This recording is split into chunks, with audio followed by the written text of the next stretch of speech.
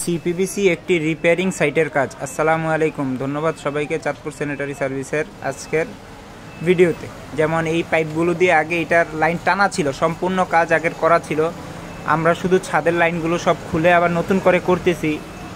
আগে যেভাবেই হোক করা ছিল, ওনাদের কাজে কিছু ভুল ছিল, তাই বাড়িওয়ালা আমাদেরকে ডাকিয়েছে বা বাড়িওয়ালাও ওদের ভুল বুঝতে পারছে, তাই আবার আমরা করতেছি। অনেক কিছু ওয়াল থেকে অনেক দূরে ছিল, যেমন আগের পাইপগুলো কিছু কিছু পাইপ ব্যবহার করা, যেমন 1.5 ইঞ্চি পাইপগুলো কিন্তু সব ব্যবহার করা হয়ে গিয়েছিল। ওইগুলো থেকেই আমরা যথাযথ সর্বোচ্চ ব্যবহারের চেষ্টা করতেছি। যেমন এই পাইপগুলো দেখেন, সবগুলো পাইপের মধ্যে ময়লা বা ঘাম এগুলো লাগানো ছিল, অতিরিক্তভাবে কাটাকাটি ছিল।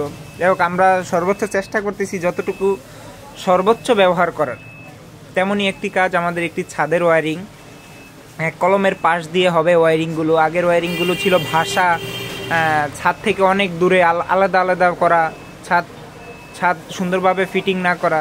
যাই হোক, ওই পাইপগুলোই আমরা সুন্দরভাবে কাজগুলো করার চেষ্টা করতেছি। বাড়িওয়ালা আমাদের সাথে দাঁড়িয়ে আছে, আলহামদুলিল্লাহ। এইদিকে আমাদের কাজগুলো। তবে সিপিবিসি পাইপগুলো অবশ্যই যে সমস্ত বিল্ডিংগুলো অস্থায়ী না, স্থায়ীভাবে করবেন। স্থায়ী ভবনে আপনারা সিপিবিসি পাইপ ব্যবহার করতে পারেন। অনেকে আছে প্রতি ফ্লোর ভেঙে ভেঙে করেন। আসলে অনেকে আছে যেমন এক ফ্লোর করে বিল্ডিং করে, তাদের ক্ষেত্রে আমি বলবো অবশ্যই সিপিবিসি পাইপ ব্যবহার না করে অন্য পাইপ ব্যবহার করেন, থ্রেড পাইপ ব্যবহার করতে পারেন। আর ভিতরে বাথরুমের ভিতরে অবশ্যই সিপিবিসি ব্যবহার করেন, কোনো সমস্যা নেই। আর যারা অস্থায়ী করেন তারাও সিপিবিসি ব্যবহার করতে পারেন, কোনো সমস্যা না। কিন্তু সিপিবিসির সমস্যা হলো আপনার ওই যে খুলে আবার ইনস্টল করলে অনেক পাইপ এবং ফিটিংস কাটা যায়, বাদ যায়, এই জন্য আর কি বলা।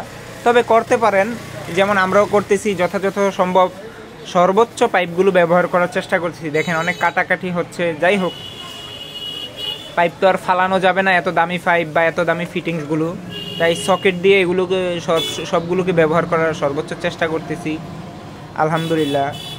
আর আমরা যেমন কাজটা ধরেছি বিকেলবেলা, এখন পুরো সন্ধ্যা হয়ে যাচ্ছে, একেবারে গোধূলিবেলা অন্ধকার হয়ে যাচ্ছে। আর আমরাও চেষ্টা করতেছি কাজটা সন্ধ্যার ভিতরে কমপ্লিট করে পানির প্রেশারটা দিয়ে যাব। কেননা নিচতলায় বাড়িওয়ালারা থাকে, ওনাদের বাসায় পানি বন্ধ আছে, ওই বন্ধ পানিটাকে চালু করে দেওয়ার জন্য আমাদের সর্বোচ্চ চেষ্টা। যেমন আজকের মধ্যে এই কাজটা শেষ করে দিতেই হবে। ছাদ ওয়্যারিংয়ের বেলায় আসলে এই সমস্যাটা হয়ে থাকে, যেমন দিনে দিনে কাজটা শেষ করতেই হবে। আপনি যত আগে সম্ভব ওই কাজটাকে আপনার কমপ্লিট ফাইনাল দিতেই হয়।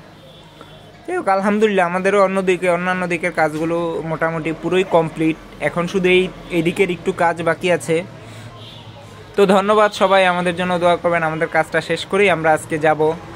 সে পর্যন্ত সবাই ভালো থাকবেন, আমাদের জন্য দোয়া করবেন। ইনশাল্লাহ আমরাও আপনাদের জন্য দোয়া করব।